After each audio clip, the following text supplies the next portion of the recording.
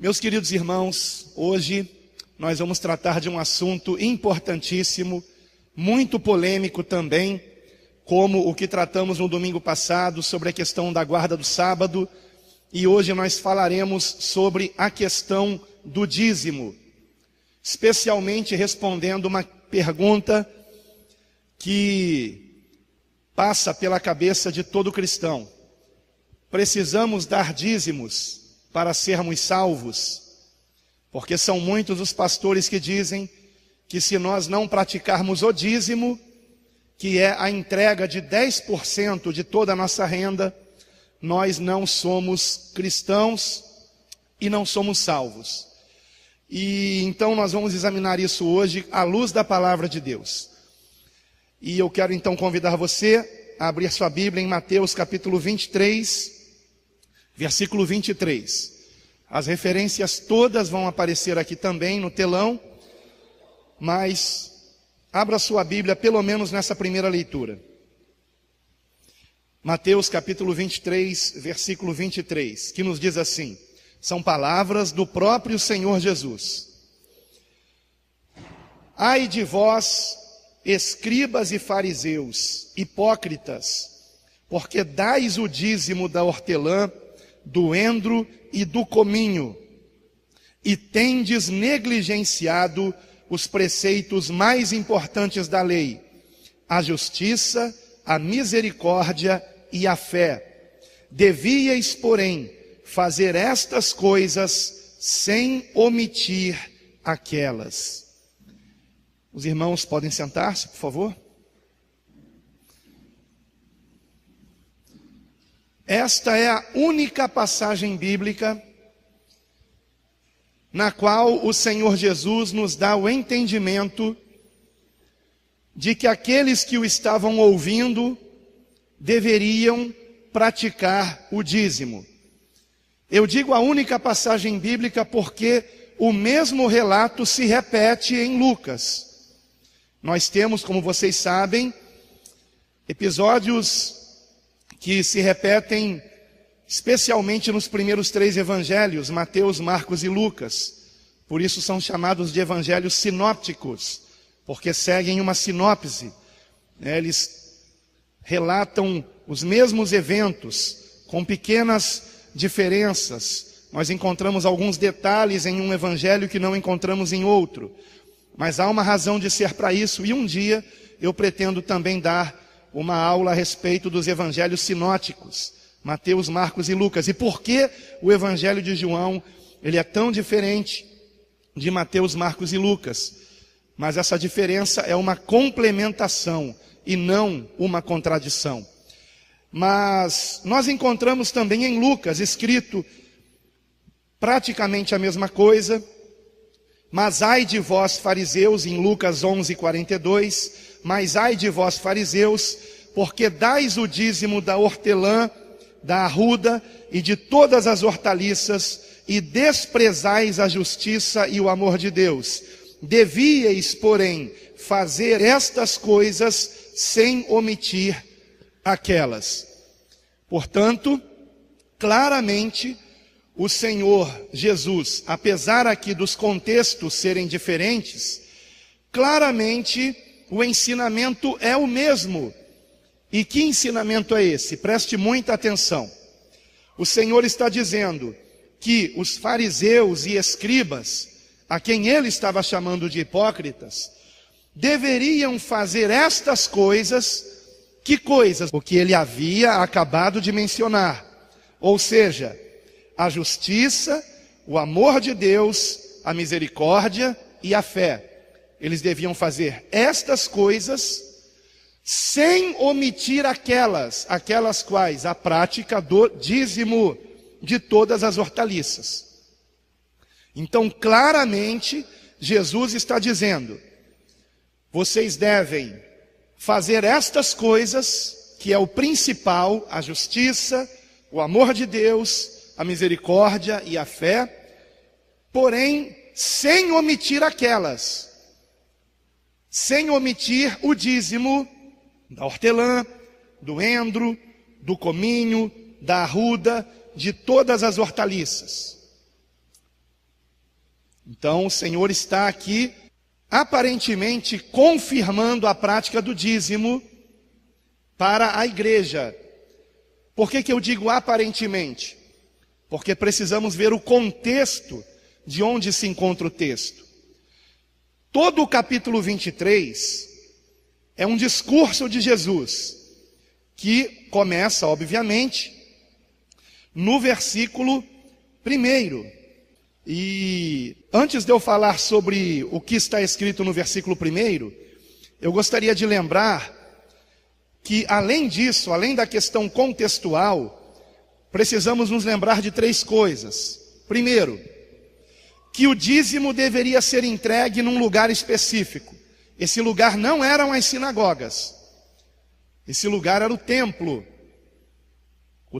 de Salomão, que foi destruído e reconstruído por Herodes, e que foi destruído de novo no ano 70, 40 anos depois de Cristo. Exércitos, tropas romanas, a comando do general Tito, cercam Jerusalém por meses, impedindo a entrada de água, impedindo a entrada de comida. E de fato foi uma grande tribulação que os judeus viveram, que foi um pequeno exemplo da grande tribulação que virá no mundo inteiro contra nós cristãos. E aquela grande tribulação que aconteceu no ano 70 é relatada pelo historiador Flávio Joséfo, na sua obra História dos Hebreus. E eu aconselho que os irmãos comprem esse livro se vocês gostam de ler, porque são relatos históricos que mostram que no cerco de Jerusalém se cumpriu o que o Senhor disse: ai das que estiverem grávidas, ai das que amamentarem, porque há relatos de tanta sede que os homens matavam a sede no seio das que estavam grávidas. E há o relato de pelo menos uma mulher que, tendo nascido seu filho, imediatamente ela o comeu, de tanta fome. Imagine meses sem água e sem comida. Foi isso que aconteceu em Jerusalém no ano 70. Só que os cristãos foram poupados disso, porque conhecendo o alerta do Senhor, que em Lucas capítulo 21 disse que quando Jerusalém estivesse sitiada, os que estivessem na Judéia fugissem para os montes, e os que estivessem fora da cidade não entrassem nela, eles obedeceram a Cristo. Porque ser cristão é ser obediente a Cristo, irmãos. Ser cristão é amar a Jesus. E amar Jesus é amar a sua palavra, amar os seus ensinamentos. E há relatos históricos que dizem que os cristãos, quando começou o cerco, se lembraram da profecia de Cristo e fugiram para os montes, especificamente para uma cidade montanhosa chamada Pela.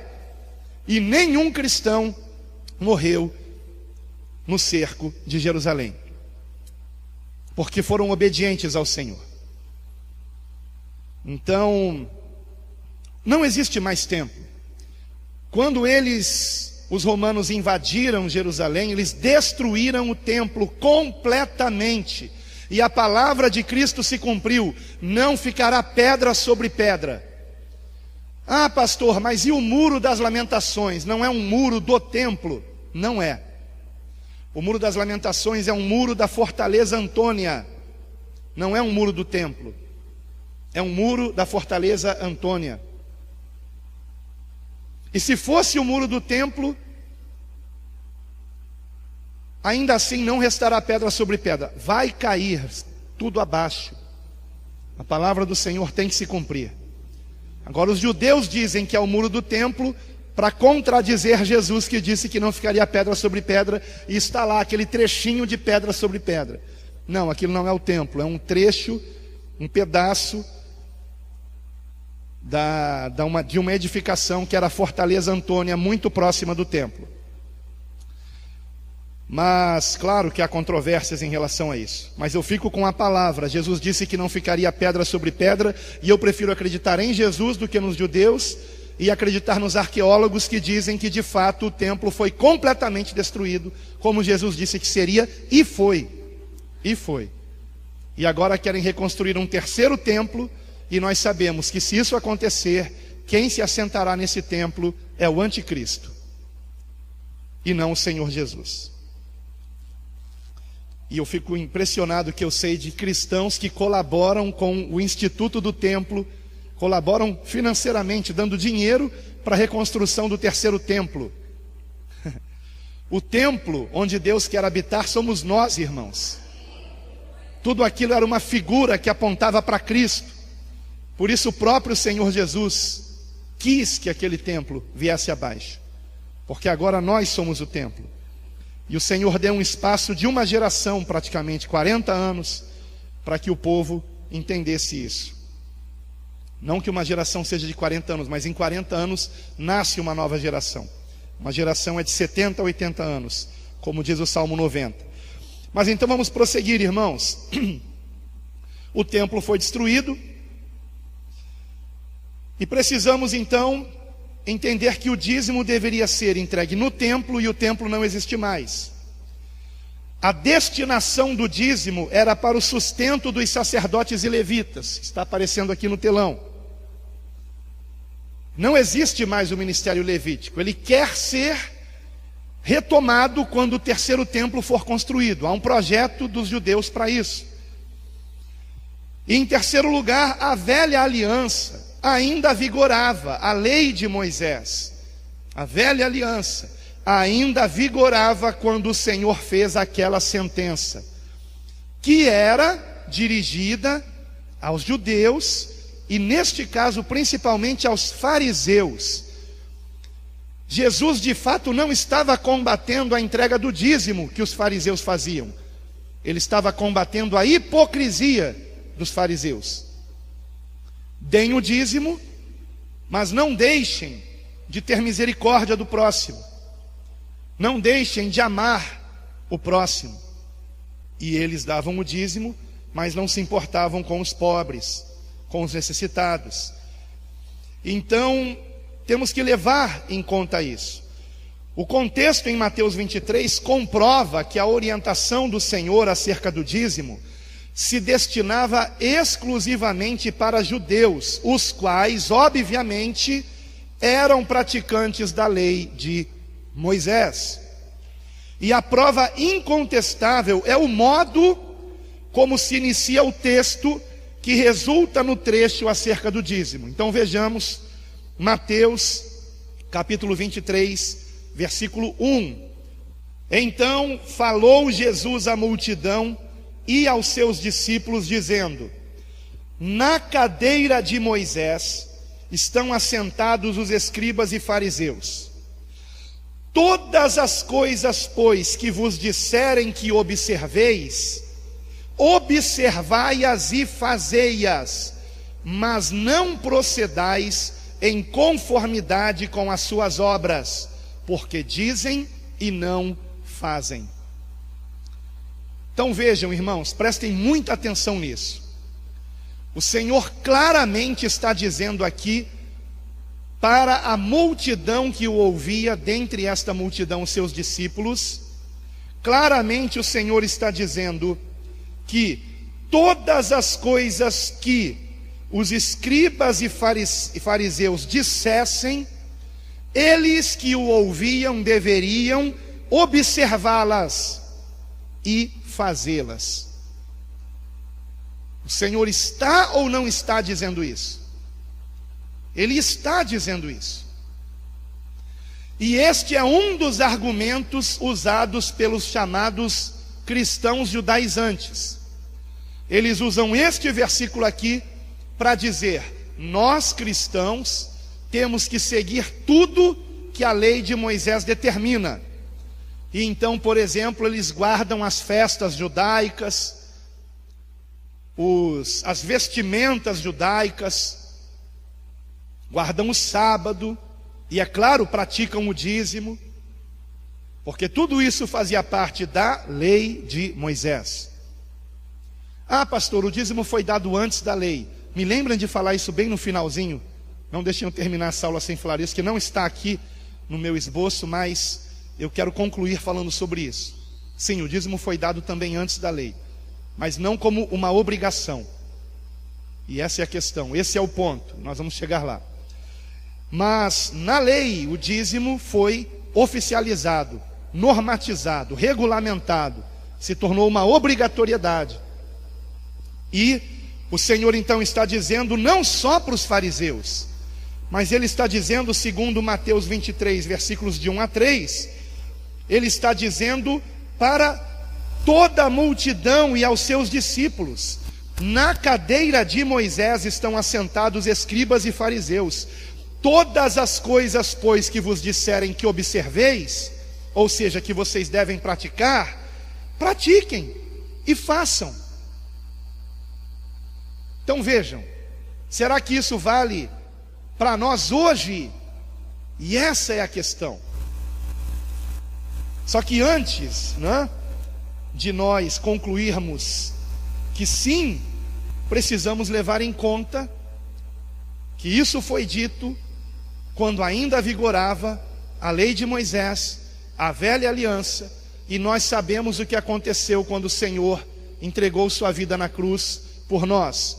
O véu do templo se rasgou de alto a baixo. O próprio Senhor rasgou o véu do templo de alto a baixo. O próprio Deus o rasgou. A velha aliança foi quebrada, anulada. Isso está muito claro nas epístolas, especialmente na epístola aos Hebreus. Nós encontramos claramente que nós estamos numa nova aliança em Cristo.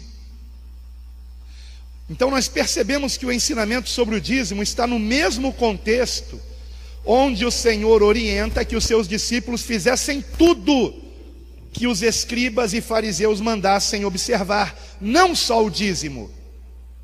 Não só o dízimo. Então os judeus, os cristãos, os chamados cristãos judaizantes, que nem são judeus e nem são cristãos, por que não são judeus? Porque são brasileiros que mudam de nome para um nome judaico. Como que eles fazem essa mudança, nem me interessa saber. Mas quando nós vemos os vídeos deles, eles colocam nomes de judeus, Jacob, por exemplo, Moshe, entre outros, e adotam nomes judaicos, não são judeus de sangue. Outro dia eu achei engraçado porque um desses que mudou o nome para Moshe, ou coisa parecida, Moshe é Moisés, em hebraico, ele contou um trecho da vida dele. Porque lá onde eu nasci, na Paraíba. Mas que judeu é esse que nasceu na Paraíba? Aí eles dizem: não, eu sou judeu porque eu me converti a Cristo, então eu fui enxertado no povo judeu. Queridos, nós temos que ser enxertados em Cristo. Em Cristo. Então, amados, não são judeus e nem cristãos, porque não guardam a nova aliança, estão na velha aliança. Então é uma coisa estranha, não são nem uma coisa e nem outra. E o que me assusta é que tem um monte de gente que se diz cristã que está indo atrás disso aí. Leiam a Bíblia. O problema é que brasileiro não gosta de ler, ele gosta da coisa pronta. E aquele que conhece o Novo Testamento não cai na balela dos cristãos judaizantes, não cai nisso. É um engano terrível, é uma heresia, é uma negação do sangue de Jesus, da sua eficácia, é uma negação da nova aliança, é uma negação da liberdade que há em Cristo, da graça de Deus. Liberdade não para pecar, não confundam liberdade com libertinagem. Liberdade para não andarmos no pecado, liberdade para dizermos não para o pecado e não precisarmos seguir rituais e ordenanças da lei de Moisés, que eram uma sombra de Cristo. Vindo Cristo, tudo aquilo se foi. Aquilo apontava para Cristo. Então nós temos que compreender isso, irmãos. E não ficarmos na sombra, mas na essência que é o Senhor, que é o seu Espírito em nós, irmãos. Isso é maravilhoso.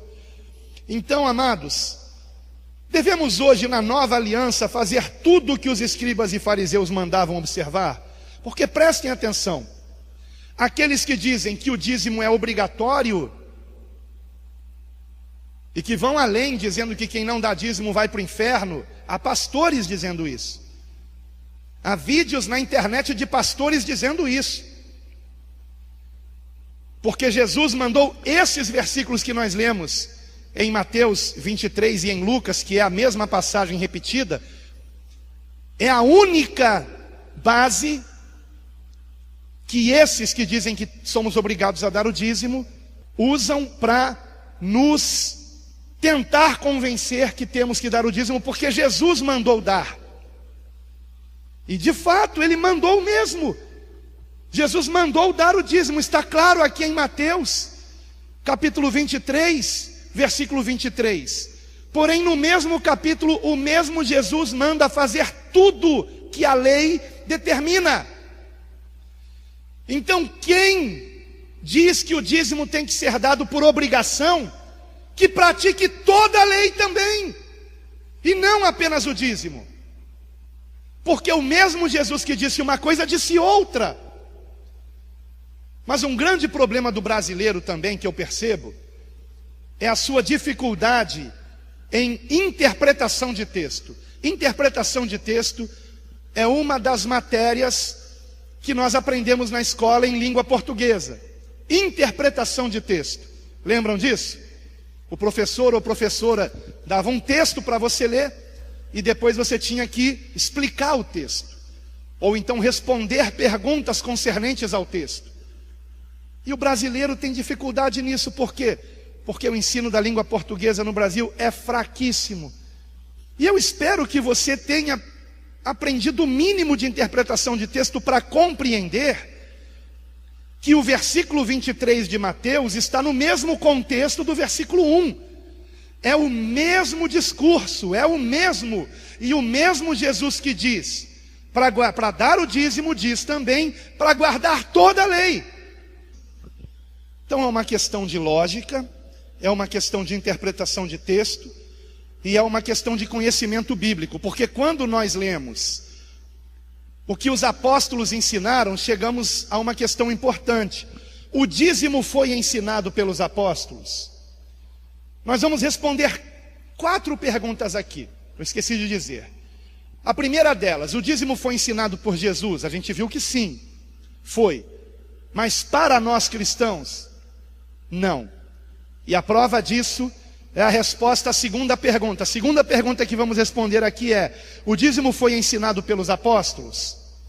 A terceira pergunta: qual foi o parâmetro de contribuição nas primeiras igrejas? Era o dízimo?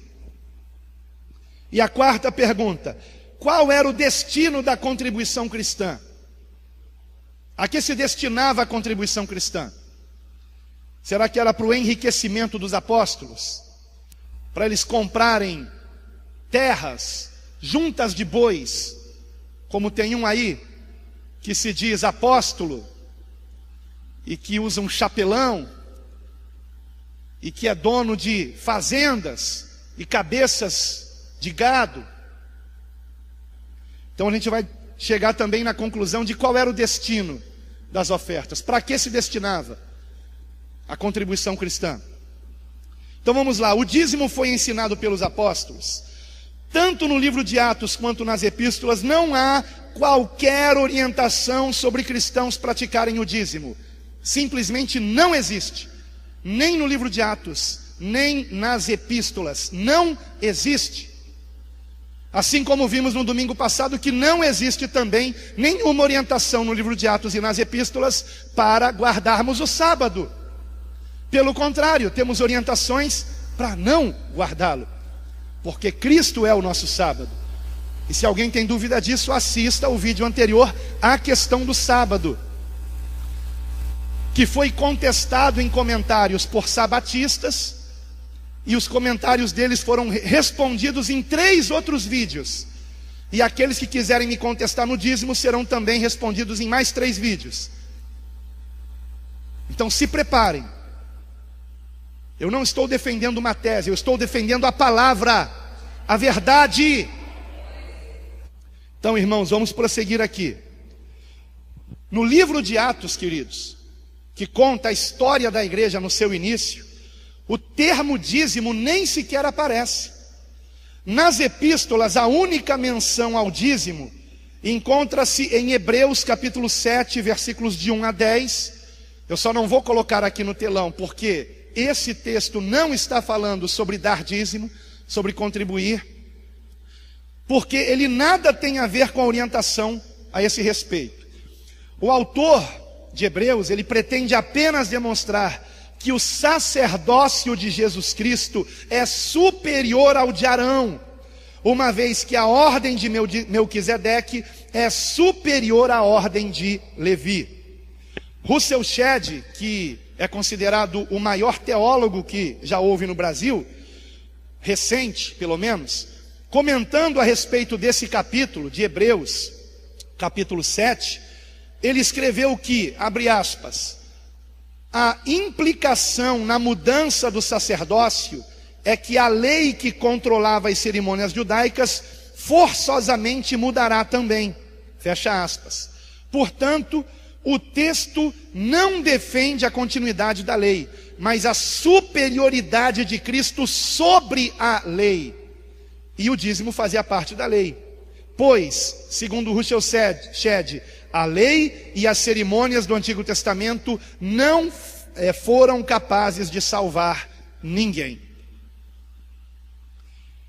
Então vamos agora à terceira pergunta.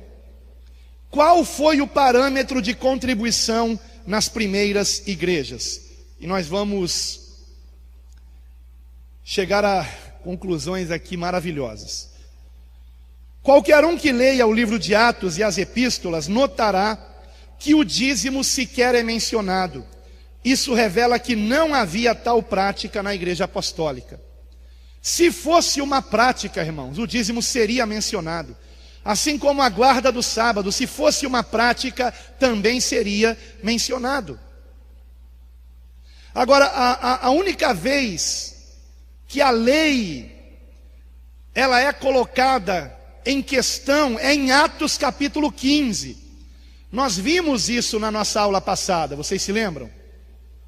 Os apóstolos, os anciãos e a igreja de Jerusalém se reuniram para considerar a questão de se era necessário que os gentios convertidos a Cristo, ou seja, os não-judeus que se convertiam a Cristo, precisavam também, como os judeus, se circuncidar e guardar a lei. E guardar a lei. E o sábado fazia parte da lei, e o dízimo fazia parte da lei. E qual foi a conclusão que chegaram? Nós vimos isso na aula passada. Então aqueles que não assistiram à aula sobre a questão do sábado, assistam. E vocês verão que a conclusão a que chegaram é que somos salvos pela graça de Deus, por meio da fé, e que não se deve perturbar a nós gentios que nos convertemos a Cristo. Se estamos em Cristo, estamos guardando o sábado, porque Ele é o sabá, Ele é o descanso. E se estamos em Cristo, não é só 10% que é de Deus, tudo nosso é de Deus. E um verdadeiro convertido, ele não vai ficar contando, eu vou dar 10%, eu ganhei R$975, então eu vou dar R$97,50 de dízimo. E ele faz aquela conta ali certinha. Pronto, cumpri minha obrigação.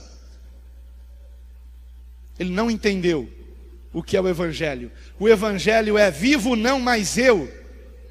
O Evangelho, eu morri naquela cruz com Cristo, e agora vivo não mais eu, mas Cristo vive em mim. E como Cristo viveu para Deus, agora eu vivo para Deus. e eu fico apenas com o que eu preciso, e tudo o que eu puder fazer para que Cristo seja evidenciado na minha vida, eu farei. E qualquer coisa que eu venha fazer que escandalize o Evangelho, eu não farei. Eu não farei. Qual foi então o parâmetro de contribuição? Nós não encontramos o dízimo mencionado no livro de Atos, nós não encontramos nenhuma epístola ensinando a prática do dízimo, mas nós encontramos sim muitas passagens, tanto no livro de Atos quanto nas epístolas, e principalmente nas epístolas, muitas passagens, eu não contei, mas todas elas foram impressas e estão aqui, e o que está aqui estará disponível neste vídeo quando for para a internet, se Deus assim permitir, na descrição do vídeo, num arquivo em PDF. Você vai poder baixar e imprimir, como eu fiz também com a questão do sábado. Já está lá no vídeo, na descrição, para você baixar e imprimir se você quiser, ou ler no seu celular, no seu tablet, no seu computador, ok? Então, vejamos algumas passagens no livro de Atos, que falam diretamente sobre a contribuição cristã. E percebam que em momento algum se fala de dízimo. Atos capítulo 2, versículo 42. É a primeira passagem no livro de Atos que fala sobre contribuição cristã. E perseveravam na doutrina dos apóstolos, e na comunhão, no partir do pão e nas orações. Em cada alma havia temor, e muitos prodígios e sinais eram feitos por intermédio dos apóstolos. Todos os que creram estavam juntos e tinham tudo em comum. Vendiam as suas propriedades e bens, distribuindo o produto entre todos, à medida que alguém tinha necessidade. Diariamente perseveravam unânimes no templo, partiam pão de casa em casa e tomavam as suas refeições com alegria e singeleza de coração, louvando a Deus e contando com a simpatia de todo o povo. Enquanto isso, acrescentava-lhes o Senhor, dia a dia, os que iam sendo salvos. Amém? Outro texto muito parecido, mas antes de entrar nele, vejam que no versículo 42 do capítulo 2 está escrito logo no início: e perseveravam na doutrina dos apóstolos. A palavra doutrina é ensinamento.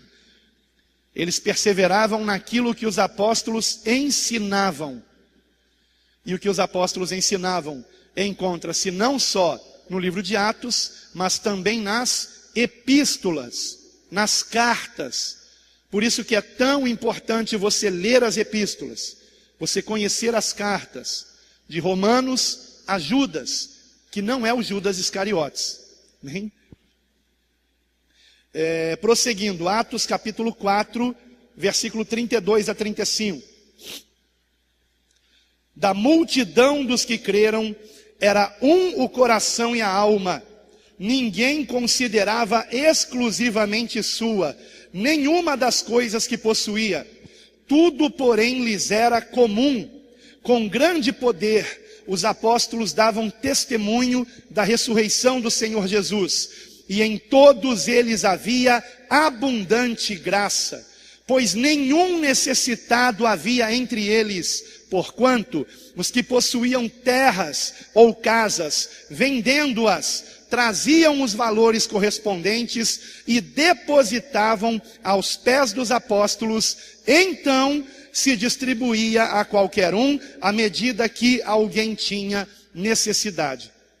Então vejam que nesse texto é confirmado o que está entre os versículos 42 e 47 do capítulo 2, é confirmado, e é explicado como que se fazia a entrega dos valores a quem tinha necessidade, por meio dos apóstolos.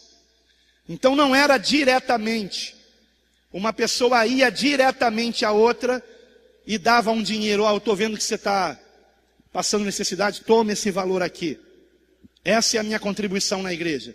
Não, a contribuição para o Senhor é entregue na igreja, e no caso, no tempo dos apóstolos, aos pés dos apóstolos, e eles faziam deste valor aquilo que o Espírito Santo orientava, ajudando as pessoas necessitadas.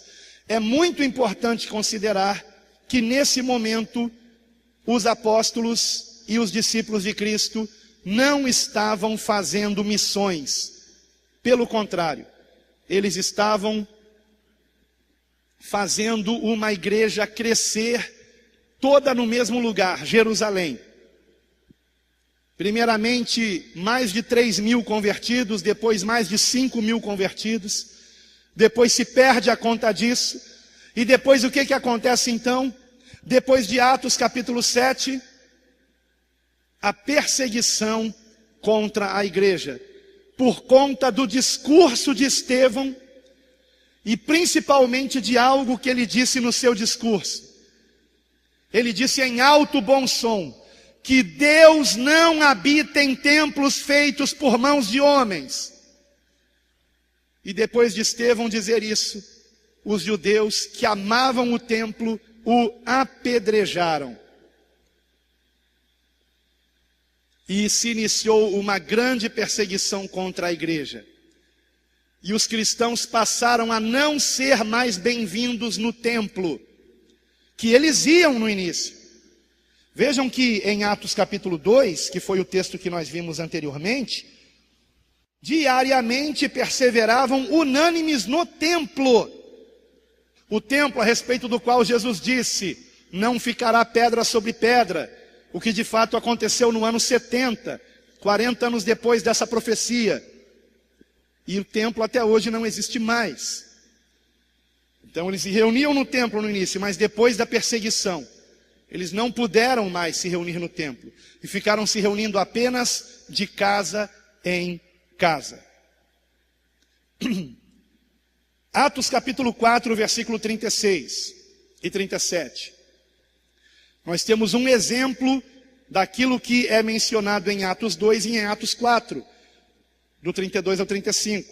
No versículo 36, que é o versículo seguinte, José, a quem os apóstolos deram o sobrenome de Barnabé, que quer dizer filho da exortação ou da consolação, levita, natural de Chipre, como tivesse um campo vendendo, trouxe o preço e o depositou aos pés dos apóstolos. Ele vende uma propriedade, um terreno, uma herdade, e o valor todo ele doa para a igreja, entregando diretamente aos apóstolos. E nós sabemos o que os apóstolos faziam com isso. No versículo 35 está dito que os valores depositados aos pés dos apóstolos eram distribuídos a qualquer um, à medida que alguém tinha necessidade. Necessidade não é uma questão de se aproveitarem disso. Estão entendendo, irmãos?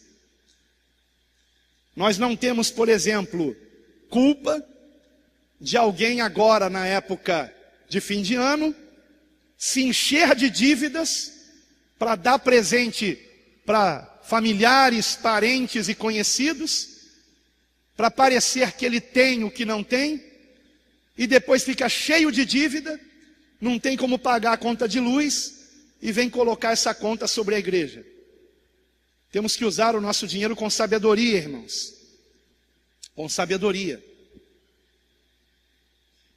Então vamos lá, prosseguindo.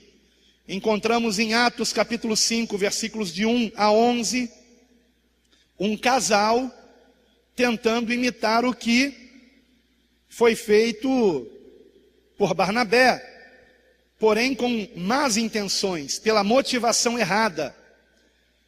Diz assim o texto: entretanto, certo homem chamado Ananias, com sua mulher Safira, vendeu uma propriedade, mas, em acordo com sua mulher, reteve parte do preço, e levando o restante, depositou-o aos pés dos apóstolos. Ou seja, ele vendeu o terreno, digamos, vamos dar um exemplo, por 100 mil reais. E ele traz para a igreja 80 mil reais. Só que ele diz para a igreja que ele estava trazendo todo o valor. Imitando quem? Barnabé. Só que Barnabé tinha dito a verdade. Ele vendeu o terreno e deu todo o valor. Ananias e Safira acharam aquilo bonito, só que eles ainda amavam o dinheiro. Então eles vendem o terreno e para não ficar atrás de Barnabé, eles dão, digamos, 80 mil e ficam com 20 mil. Mas contam para a igreja que venderam o terreno por 80 mil. E quem é que iria desconfiar? É um valor tão perto de 100 mil, não é? Uma pessoa pode um terreno que vale 100 mil vender por 80. Não é? E então eles fizeram isso. Eles mentiram. E então vejam o que disse Pedro. É muito interessante o que diz Pedro. Então disse Pedro: Ananias, por que encheu Satanás o teu coração? Para que mentisses ao Espírito Santo, reservando parte do valor do campo, conservando-o porventura não seria teu, e vendido não estaria em teu poder. Prestem atenção no que Pedro disse. E vendido não estaria em teu poder. Ele não disse, e vendido você teria que ter dado apenas 10%. Este seria ou não seria um excelente momento para que o autor do livro de Atos nos ensinasse sobre o dízimo.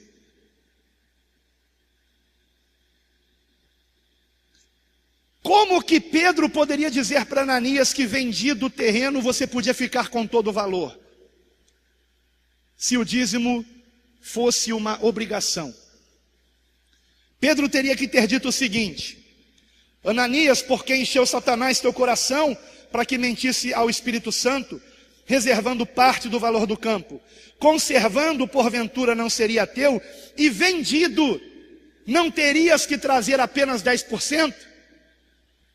Mas ele não disse isso.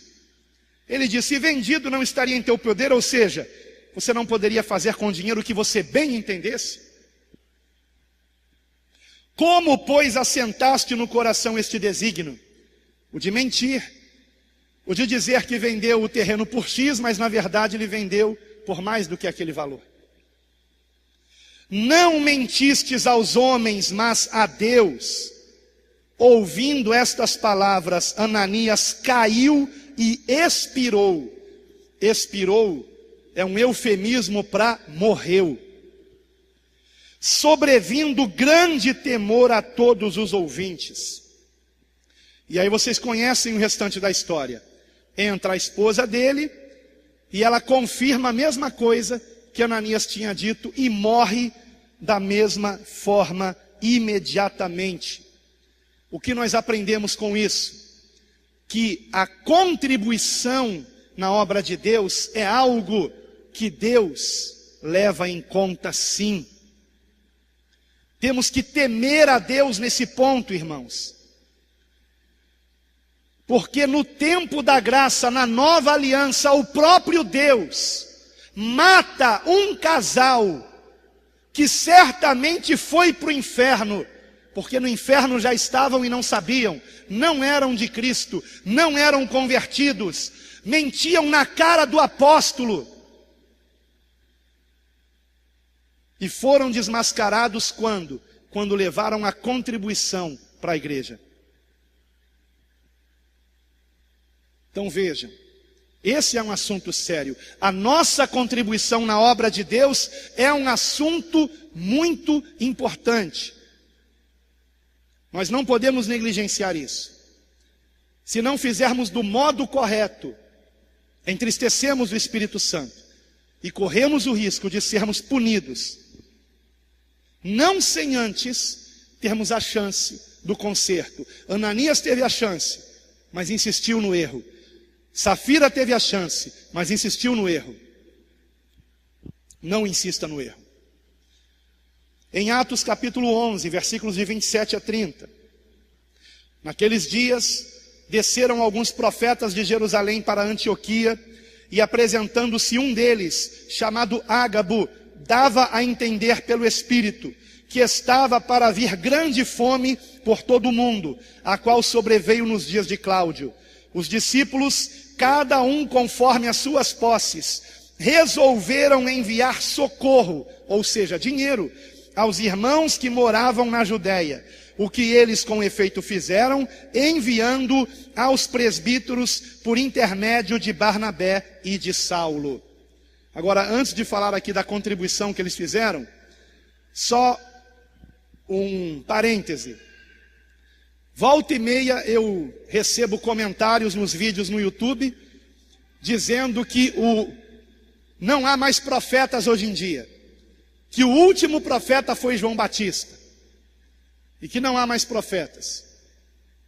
Mais uma vez eu insisto, vamos ler a Bíblia, vamos ler o livro de Atos, vamos ler as epístolas. Nós encontramos no livro de Atos, por exemplo, este profeta, Ágabo, que mesmo depois de João Batista, profetizava. E os discípulos e os apóstolos concordaram com o que ele estava profetizando. Paulo e Barnabé enviam socorro através dos presbíteros, dos anciãos, por conta da fome que o profeta Ágabo havia predito e que de fato sobreveio nos dias de Cláudio. O mesmo Ágabo profetiza a respeito de Paulo quando ele estava indo para Jerusalém, que ele seria preso, e de fato foi preso. Então, prosseguindo aqui, nós encontramos a prática da contribuição cristã para socorrer irmãos que estavam passando necessidade.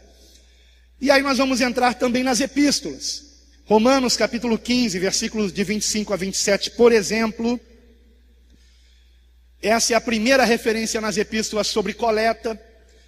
Mas agora estou de partida para Jerusalém, a serviço dos santos, porque aprouve a Macedônia e a Acaia levantar uma coleta em benefício dos pobres dentre os santos. Mas espera aí, como assim? Nós cristãos, a quem Paulo chamava de santos, nós não temos que ser ricos, prósperos. Mas aqui o texto diz claramente que haviam santos pobres. Pobreza não é pecado, irmãos. Pobreza não é maldição. Pode ser que miséria sim, miséria seja maldição, mas pobreza não. E antes pelo contrário, Jesus disse: bem-aventurados os pobres, porque deles é o reino dos céus. É muito mais fácil um pobre se converter a Cristo do que um rico que confia nas suas riquezas. Então, aqui é muito claro, haviam pobres dentre os santos em Jerusalém. E aí diz o texto, prosseguindo: isto lhes pareceu bem, e mesmo lhes são devedores, porque se os gentios têm sido participantes dos valores espirituais dos judeus, devem também servi-los com bens materiais. Ou seja, Paulo estava escrevendo aos romanos e dizendo: vocês receberam o evangelho por meio de judeus que foram até vocês e pregaram o evangelho. E agora então, assim como eles lhes deram valores espirituais, que problema há em vocês servi-los com valores materiais? Porque eles estão em necessidade. Por esse motivo, não para que se enriquecesse. E aí, meus amados, não vai aparecer aqui no telão, lembram que eu disse que são muitas referências no Novo Testamento? Nós vimos todas que aparecem em Atos aqui no telão, mas todas que aparecem nas epístolas são muitas, muitas mesmo. Mas tudo estará impresso na apostila que estará na descrição desse vídeo. Como é que os cristãos contribuíram? Essa é a questão que nós temos que considerar aqui. Porque fica evidente, pelas passagens acima, pelas passagens que eu acabei de mencionar aqui as referências, e pelas que nós lemos, fica evidente que o parâmetro de contribuição cristã não era o dízimo. Então, amados, se eu fosse ler aqui todas essas passagens das epístolas, Vocês perceberiam que nenhuma delas fala de dízimo. Mas nós encontramos, analisando essas passagens, um parâmetro de contribuição cristã. E esse parâmetro se moldava em 3 princípios que nós vamos ver agora. O primeiro deles, os cristãos eram incentivados a contribuir voluntariamente, não por obrigação, de forma voluntária. Então eles davam voluntariamente. Por quê? Porque quem tem o Espírito Santo não precisa ser obrigado a dar. Ele dá por amor. Por amor. 2 Coríntios 8:3.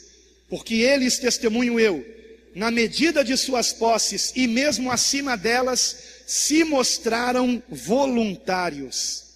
Ninguém os obrigou a dar. 2 Coríntios 9:7.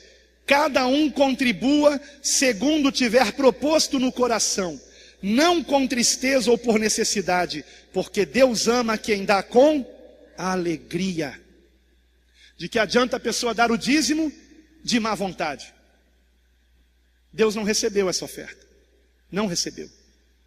Não recebeu. A obra pode ter recebido, pode ter ajudado os missionários, mas Deus não recebeu. Em primeiro lugar, voluntariamente. Em segundo lugar, frequentemente. 1 Coríntios 16:2. No primeiro dia da semana, cada um de vós ponha de parte em casa, conforme a sua prosperidade, e vá juntando, para que se não façam coletas quando eu for. Ou seja, a cada domingo, os irmãos contribuíam. A cada domingo, toda semana. A contribuição cristã tem que ser frequente, porque sempre precisamos de valores para ajudar pessoas necessitadas, para ajudar os missionários, para que compremos bíblias, para doação, para que mandemos fazer folhetos. Aliás, mandamos fazer um novo folheto, né, que inclusive, não sei se está ali na mesa, creio que daqui eu estou vendo. É um folheto até melhor do que o outro. Então tudo isso é através da sua contribuição. Filipenses 1:5. Pela vossa cooperação no Evangelho, desde o primeiro dia até agora. Pela vossa cooperação. Essa cooperação, o contexto mostra que é financeira. Desde o primeiro dia até agora. Então era constante, era frequente. E, finalmente, terceira característica do parâmetro. Primeiro é voluntário, a contribuição tem que ser dada voluntariamente. Em segundo lugar, frequentemente. E em terceiro lugar, proporcionalmente. Só que esse proporcionalmente, que é segundo o que cada um recebeu, ele pode ir além disso. Por isso que eu coloquei ali reticências. Proporcionalmente, 3 pontinhos. Proporcionalmente, vamos ver aqui os versículos. Porque eles, testemunho eu, na medida de suas posses, e mesmo acima delas, ou seja, e mesmo acima de suas posses, se mostraram voluntários, né? Então, proporcionalmente, na medida de suas posses, e o acima delas será o 3B, porque eu coloquei ali 3A. Nós podemos contribuir segundo a proporção do que recebemos, ou podemos ir além disso. Por exemplo, você está acostumado, todo mês, recebe o salário e separa 10%. Mas quem sabe, a partir de hoje, você decida ir além disso. É ensinamento bíblico, neotestamentário. Ok? Então vamos prosseguir. Outro versículo, que mostra que a contribuição é segundo o que cada um tem. No primeiro dia da semana, cada um de vós ponha de parte em casa, conforme a sua prosperidade. Então, um dá mais, porque tem mais. Outro dá menos, porque tem menos. Deus não está vendo o valor da sua contribuição. Deus está vendo o valor da sua contribuição para você. Se a sua oferta não tem valor para você, não tem valor para Deus. Vamos ilustrar isso com a oferta da viúva pobre. Ela deu 2 moedas. Por que Jesus elogiou aquela viúva? Porque aquelas 2 moedas tinham valor para ela. Era tudo quanto ela possuía. Os ricos estavam dando mais do que 2 moedas. Mas o Senhor disse, ela deu mais do que eles, porque eles estão dando restos, e ela está dando tudo quanto possui. É dessa forma que Deus vê. Por isso que você não tem que dizer para ninguém quanto você está dando. Você não tem que anotar no envelope. Estão entendendo? Não é preciso nada disso. Tudo que você tem que fazer é dar com alegria e por amor. É assim que o Senhor vai receber a sua contribuição, que Ele vai se agradar de você. Então vamos prosseguindo aqui. No primeiro dia da semana, 1 Coríntios 16, 2. Cada um de vós ponha de parte em casa conforme a sua prosperidade e vá juntando para que se não façam coletas quando eu for. Outro versículo, 2 Coríntios 8, 11. Completai agora a obra começada, para que, assim como revelastes prontidão no querer, assim o leveis a termo, segundo as vossas posses. Outro versículo, Atos 11, 29. Os discípulos, cada um conforme as suas posses, resolveram enviar socorro aos irmãos que moravam na Judeia. Então, qual é o parâmetro da contribuição cristã? Em primeiro lugar, voluntariamente. Em segundo lugar, frequentemente. Em terceiro lugar, proporcionalmente.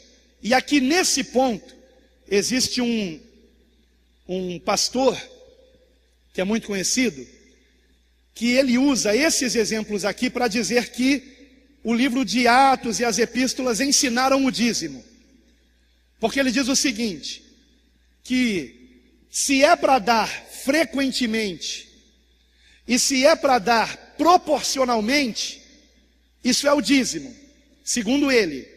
Não sou eu que estou dizendo isso, eu não concordo com essa conclusão que ele chegou.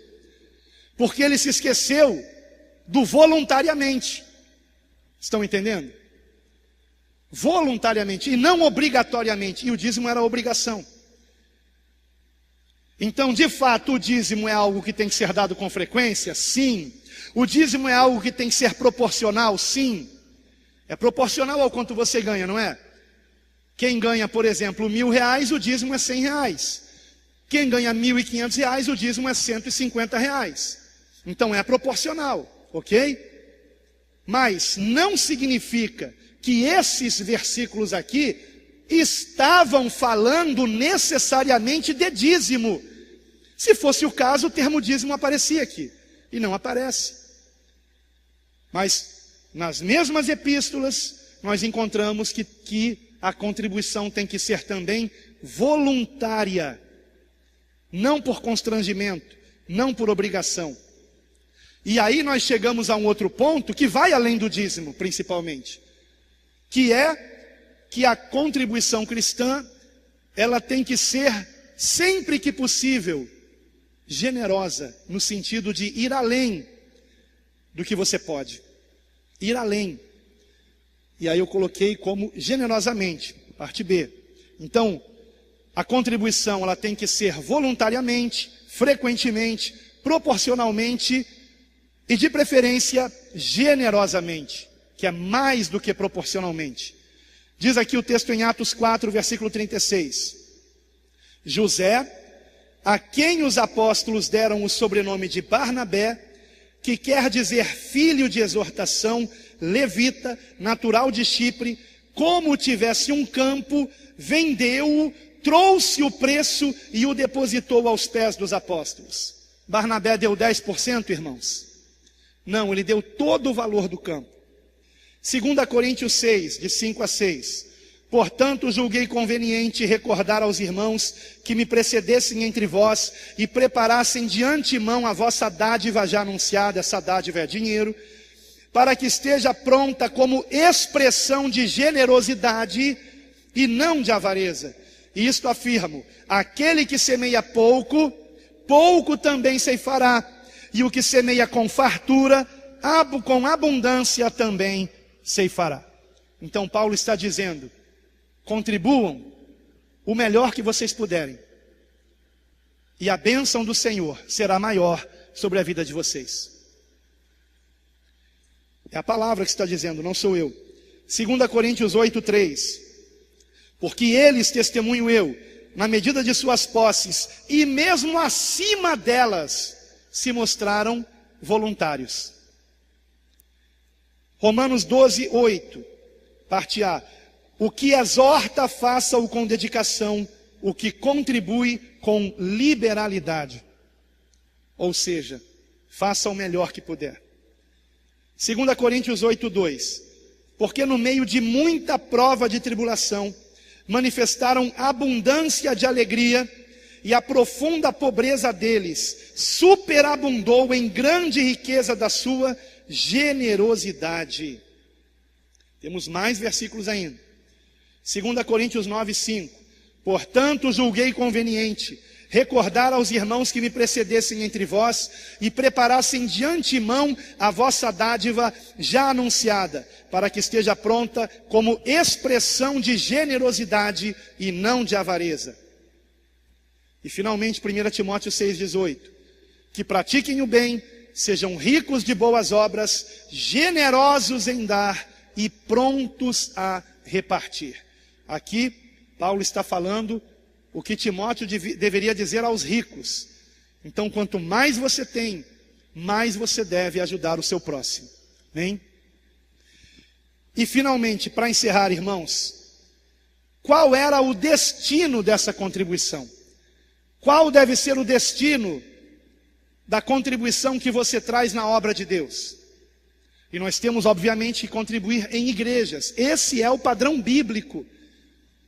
Esse é o padrão da Escritura. Se você quiser fugir disso, você prestará contas com Deus. O meu papel, e eu darei contas disso com Deus, é ensinar você o que a Bíblia diz.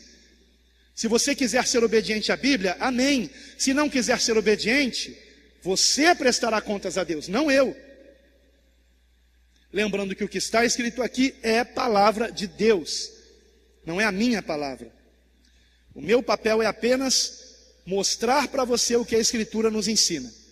Então ela nos ensina a contribuir do modo como vimos: voluntariamente, frequentemente, proporcionalmente e generosamente. Esta é a verdade revelada na nova aliança. Quem quiser ir contra essa palavra, prestará contas não comigo, prestará contas com Deus. Agora, qual o destino? Aí sim, aí é comigo, né? Porque como pastor, quem em última análise decide, sou eu e os pastores que estão comigo. E eu não estou aqui querendo aparecer, mas a igreja não sabe. Mas nesse ano, ao contrário do que fazíamos nos anos anteriores, que dávamos cestas natalinas para os irmãos carentes, nós demos dinheiro para os irmãos carentes. Preferimos dar dinheiro para os irmãos carentes. Dinheiro que saiu do bolso de vocês, para ajudar esses irmãos. E isso é o que nós temos que fazer. Em primeiro lugar, e eu coloquei aqui em primeiro lugar porque nós temos mais referências em relação a isso. Eu quero lembrar que, enquanto a igreja não fazia missões, estava só em Jerusalém, tudo que entrava era só para suprir a necessidade deles, que estavam ali, dos irmãos em Cristo. Mas aí tem o apedrejamento de Estevão e começa a perseguição contra a igreja. E aí os discípulos começam a se dispersar, fogem de Jerusalém, porque senão eles seriam mortos ali. E foi até bom isso, né? Porque no ano 70 Jerusalém seria destruída, completamente queimada, e o templo demolido. E então, quando eles saem de Jerusalém, começa então a haver a obra missionária. E aí, em primeiro lugar, o destino das ofertas suprir as necessidades de quem se dedica integralmente à causa do Evangelho. Romanos capítulo 15, versículo 27. Isto lhes pareceu bem, e mesmo lhes são devedores, porque se os gentios têm sido participantes dos valores espirituais dos judeus, devem também servi-los com bens materiais. 2 Coríntios 9, 6 e 7. Ou somente eu e Barnabé não temos direito de deixar de trabalhar? Quem jamais vai à guerra à sua própria custa? Quem planta a vinha e não come do seu fruto?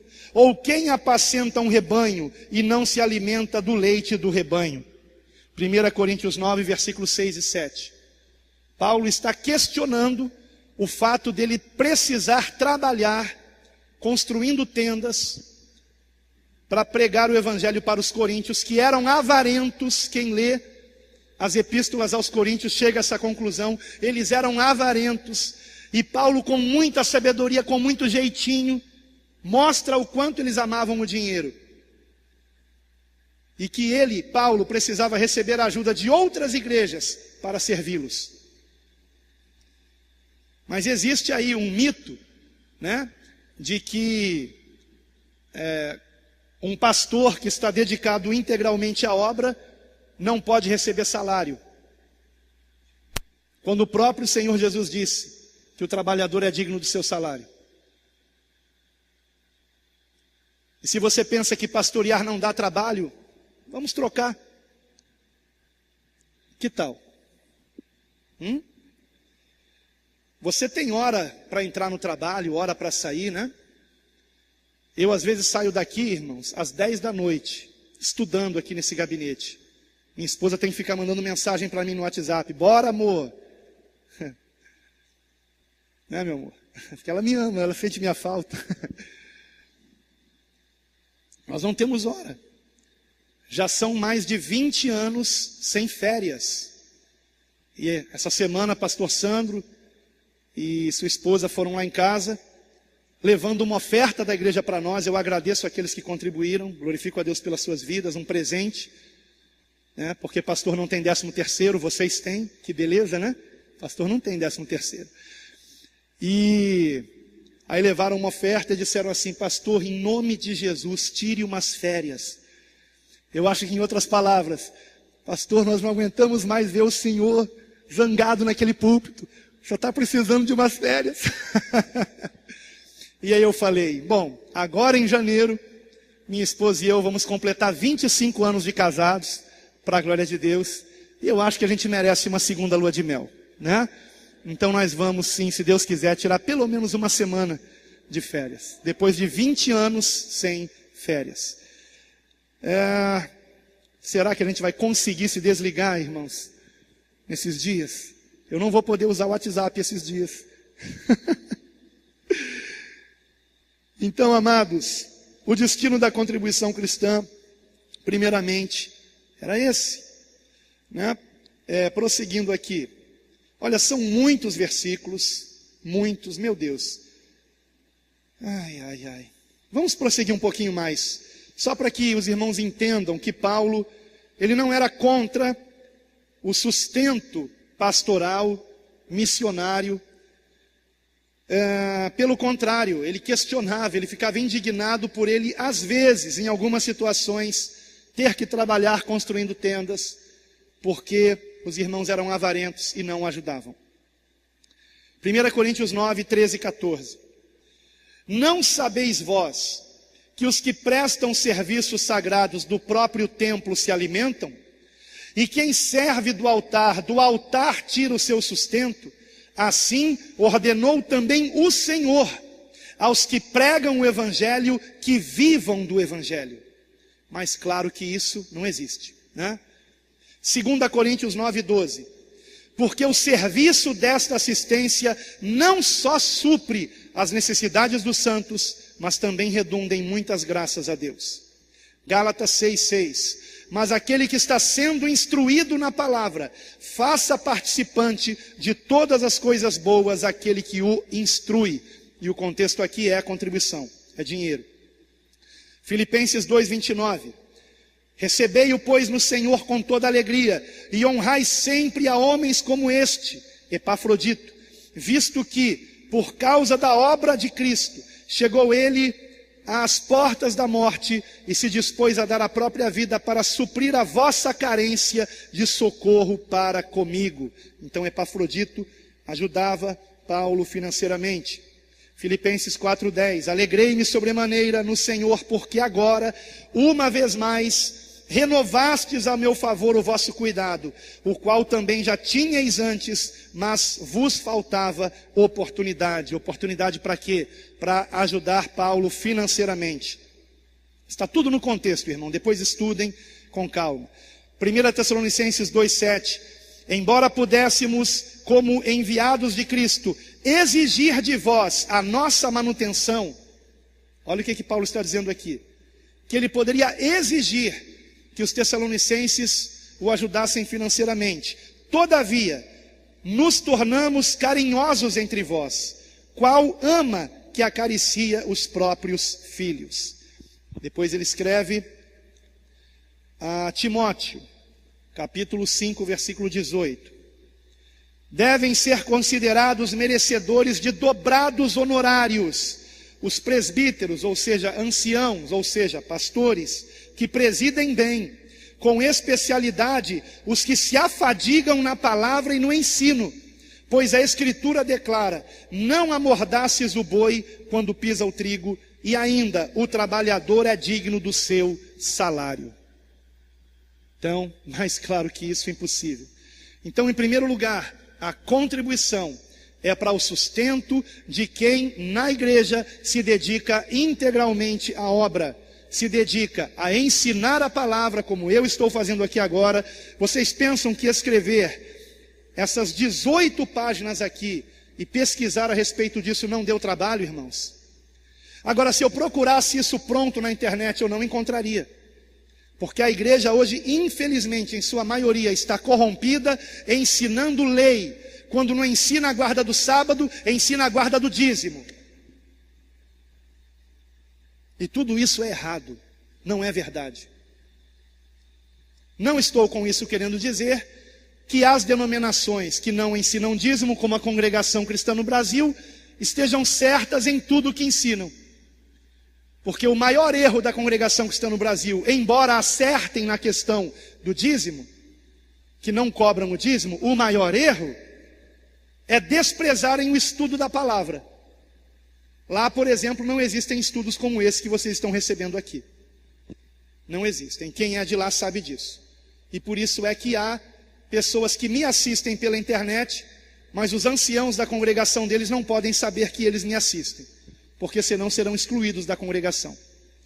Eles são proibidos de estudar a palavra.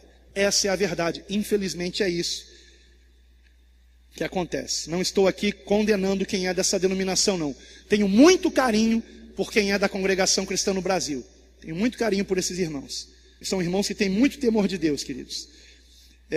Então, em segundo lugar, cobrir as despesas de viagens missionárias. E aqui nós temos só 2 versículos, onde Paulo diz claramente que ele recebia a ajuda de outras igrejas para servir os coríntios.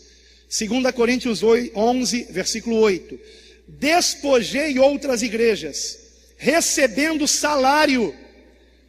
Então, quem diz aí na internet que Paulo não recebia salário de igreja, não leu a Bíblia, não é possível. O próprio Paulo está dizendo aqui, despojei outras igrejas, recebendo salário para vos poder servir, e estando entre vós, ao passar privações, não me fiz pesado a ninguém, pois os irmãos, quando vieram da Macedônia, supriram o que me faltava, e em tudo me guardei e me guardarei de vós, de vos ser pesado. Outro texto, Filipenses 4, versículo 15 e 16. E sabeis também vós, ó Filipenses, que no início do Evangelho, quando parti da Macedônia, nenhuma igreja se associou comigo no tocante a dar e receber, senão unicamente vós outros, porque até para Tessalônica mandastes não somente uma vez, mas 2, o bastante para as minhas necessidades. Perceberam? Paulo recebendo ajuda de igrejas para que suas necessidades fossem supridas. E em terceiro lugar, aí sim, nós chegamos à questão de socorrer os irmãos necessitados, que era uma prática da igreja de Jerusalém, que não fazia missões, e por isso, por conta da desobediência deles, que deveriam ter ido por toda parte. Lembram que Jesus deu essa ordem? Que eles deveriam ir, não somente ficar na Judéia, mas ir para Samaria, para Galiléia e até os confins da terra. Mas estavam lá. E então veio a perseguição para que forçosamente os cristãos judeus saíssem e começassem a pregar o evangelho em outros lugares também. E então nós temos a razão pela qual no livro de Atos, no início, eles não usavam as ofertas para missões, porque eles não faziam missões. Em terceiro lugar, socorrer os irmãos necessitados. Romanos 15, 26. Porque aprouve a Macedônia e a Acaia levantar uma coleta em benefício dos pobres dentre os santos que vivem em Jerusalém. 1 Coríntios 16, 1. Quanto à coleta para os santos, fazei vós também como ordenei às igrejas da Galácia. 2 Coríntios 8, 4. Pedindo-nos com muitos rogos a graça de participarem da assistência dos santos. Gálatas 6, 10. Por isso, enquanto tivermos oportunidade, façamos o bem a todos, mas principalmente aos da família da fé. Então, os necessitados eram lembrados e primeiramente os que eram da igreja, como diz aqui o texto, os da família da fé, em outras versões, os domésticos da fé. Ou seja, primeiramente os irmãos em Cristo. De vez em quando acontece de chegar para nós alguém dizendo: pastor, nós conhecemos uma pessoa que está precisando de uma cesta básica. Temos na igreja para ajudar? E vocês sabem que nós compramos no atacado os mantimentos para montarmos cestas básicas. Nós não temos aqui campanha do quilo, porque consideramos que isso é algo ilógico. Se nós já contribuímos financeiramente, não é desse valor que nós temos que dar mantimentos para quem precisa? Não é muito mais lógico, ao invés de você comprar 1 quilo de feijão por R$5, você dar estes R$5 e nós comprarmos por atacado o feijão a R$3 e vão sobrar R$2 para qualquer outra necessidade da igreja? Não é verdade? Então, entendam isso. Ajude o melhor que você puder, porque da sua contribuição nós estamos ajudando pessoas que estão passando necessidade. Começando pelos irmãos da igreja, que talvez você nem saiba quem são e nem precisa saber. Estão sendo ajudados para a glória de Deus. É constrangedor. Já pensou a pessoa ter que contar para a igreja toda que está passando necessidade? Não, conte para o pastor, e o pastor vai socorrer com a quantia que vocês estão ajudando. Só que tem gente que não entende que a oferta tem que passar pela igreja para ser aceita por Deus.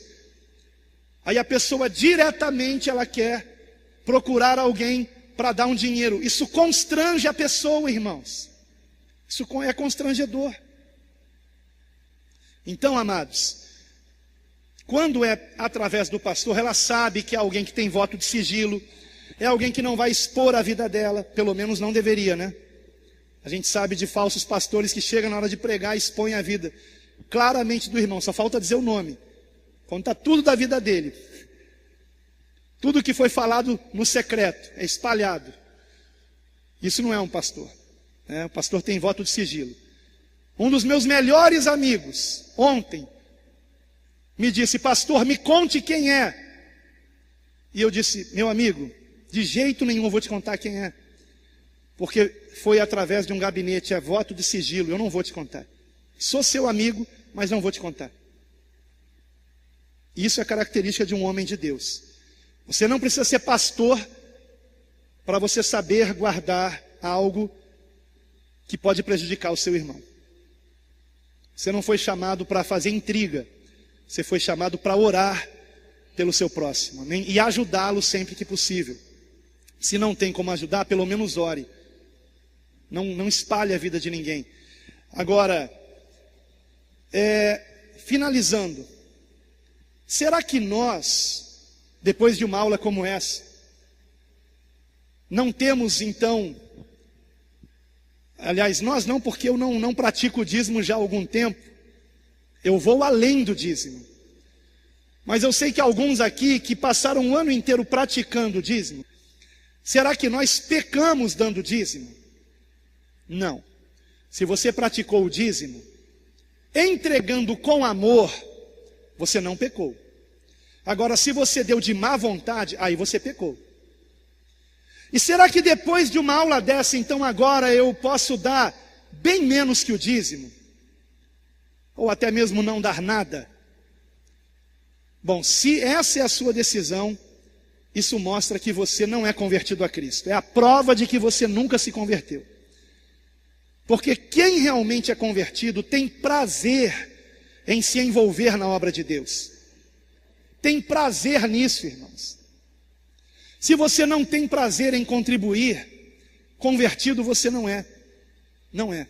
Ainda, pode ser que venha a ser. Continue ouvindo o Evangelho. Um dia, as escamas vão cair dos seus olhos, e você vai entender que Jesus te ama realmente. E que Ele realmente morreu por você, sofreu por você. E que o mínimo que você pode fazer é corresponder a esse amor. E quem corresponde a esse amor, nunca vai dar menos de 10%. Porque, irmãos, Deus nos deu 10 dedos.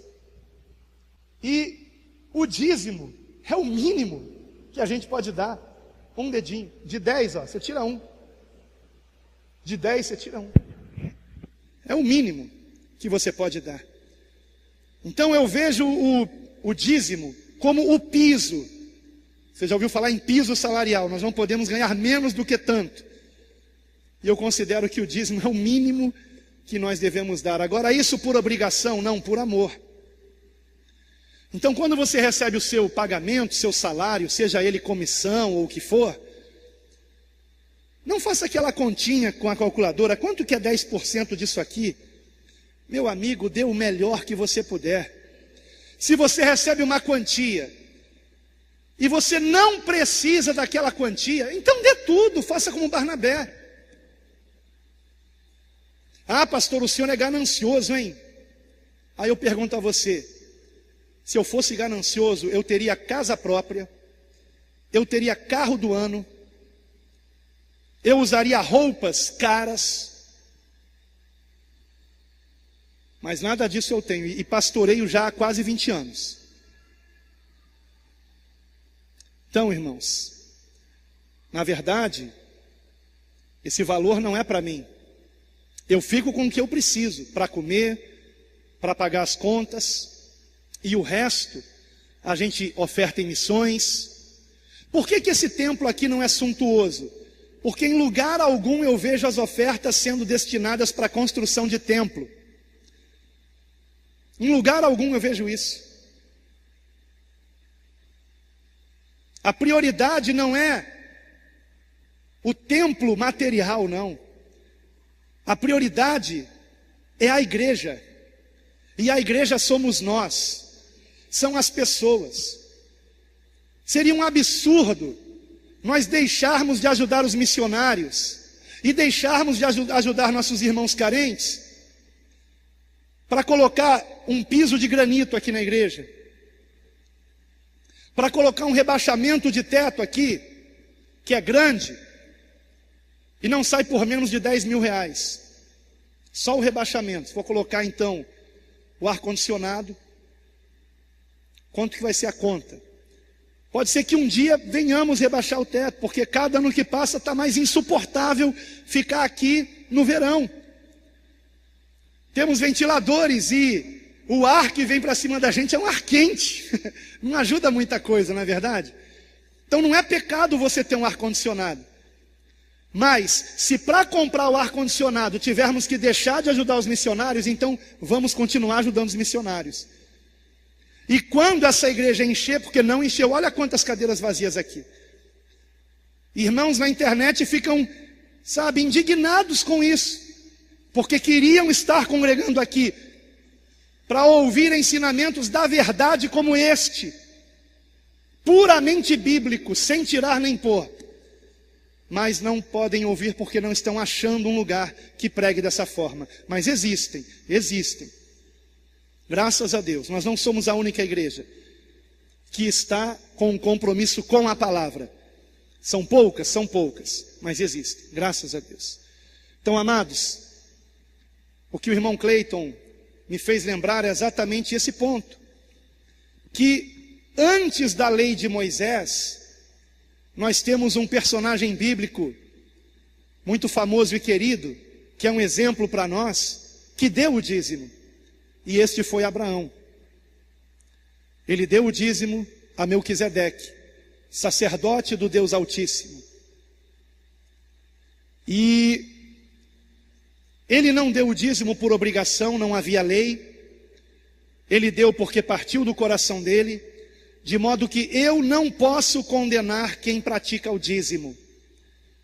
Mas eu também não posso dizer que você é obrigado a dar o dízimo. Se você praticar o dízimo com amor, tenho certeza que você será abençoado. Mas se você for além do dízimo por amor, tenho certeza que você vai agradar ainda mais a Deus e ajudar mais ainda na obra do Senhor. Amém?